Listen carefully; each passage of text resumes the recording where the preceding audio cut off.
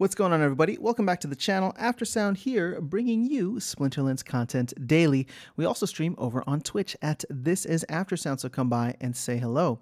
All right, I have up here a tweet that I was tagged in, and to be honest, I was actually following a lot of the conversation around this in the Mav chat. So the main thing and the biggest issue, and I think it's great that people are calling attention to it, I'm going to try and do my part in this video, is the exploitation at the end of the season of a very, very big loophole in the leaderboards.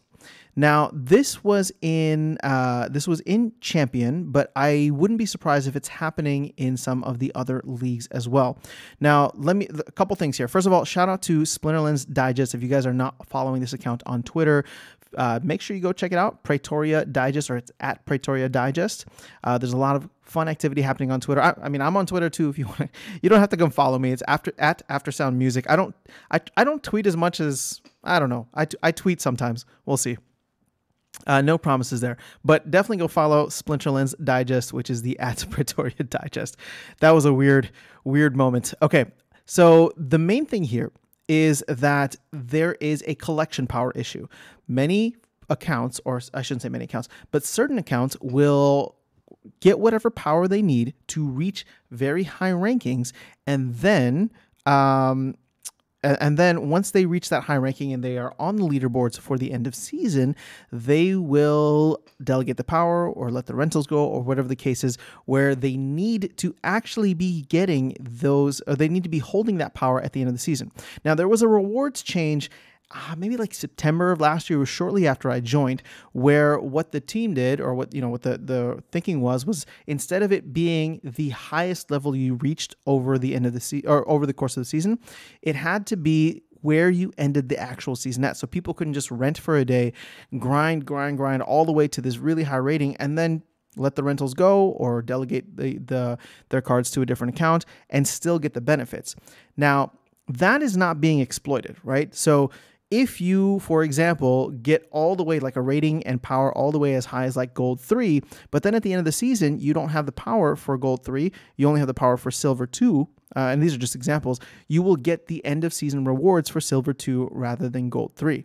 Now, the loophole here, and to me, it's actually a very big issue, so I'm glad it's being called out, is that is not the case for leaderboards. Now, if you get to a certain ranking in the leaderboards, right, so a certain rating, then you still get those leaderboard rewards. And as you can see here, I think there's a clearer one here. This is in Champion, right? So this is obviously going to be much more inflated than what you'd see on the leaderboards in some of the lower leagues. But in Champion, you're getting 200,000 for the top. You're getting 150,000 all the way down. Look at this. I guess even the 20th place gets 40,000 DEC. That's not chump change. That's a good amount. Now, the issue arises, and let me go here. Can we go back to the first thing? So the issue arises for Champion, right, to be in Champion at the very minimum, right? Because it doesn't matter if you're Champion 1, 2, or 3 for leaderboards. You just need to be in Champion. So the minimum power you're going to need is 500,000. And as you go through here, somebody made a nice little graphic. I don't know if it was Splinterlands Digest or Splinterlands Digest got it from somewhere. But you can see somebody has, like, what is this? I don't know, 9 million power in the millions. And then you get down to the 4th, 5th, 7th account. And then there's even some others down here. So it's not just this Zekio, but look at this. This is 8,000 CP. This isn't even enough to be in silver, right? 11,000 CP. That's not enough to be in silver.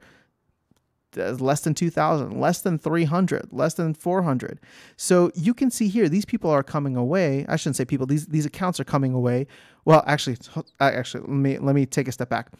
These accounts are coming away with crazy end of season rewards because they grind, but at the end of the season, they don't have the required power. Now, a lot of what I've been getting in my mentions, and even here with Splinterlands Digest, is saying that this is a bot exploitation. The truth is, it might not be bots. It could just be a single person, right? It could be a single person that has multiple accounts. Clearly, you can see here, there's Zekio 6, Zekio 3, and the original Zekio. You can clearly see that there is somebody with multiple accounts that is doing this. And they may, again, it may not even be bots. So this could be just a very good player that has one very good deck and therefore delegates the cards to the different decks, gets all the way up, takes advantage of it. Now, the thing is, I'm going to be very careful here and actually very clear to say that Zekio, I'm not even mad. I'm not even mad at Zekio, Sub-Zero, or Try Me Baby, any of these accounts, because here's the truth. This is how the system is built, and it is flawed. So yes, is it wrong of them to be taking advantage of the system?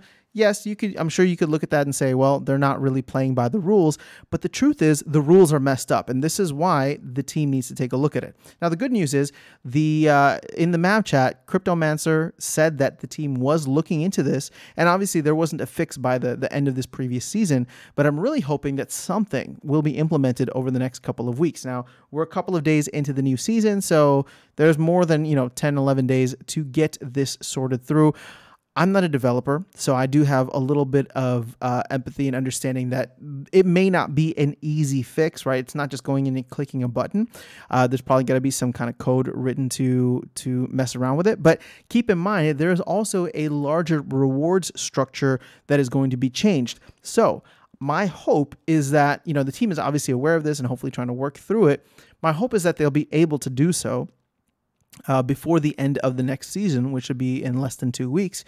But if they don't, then, it might be something that they will say, let's just table this for now because it's not worth the resources for us to go in and fix one minor thing when we have this huge change coming across the board in maybe 2, 3, 4 weeks, right?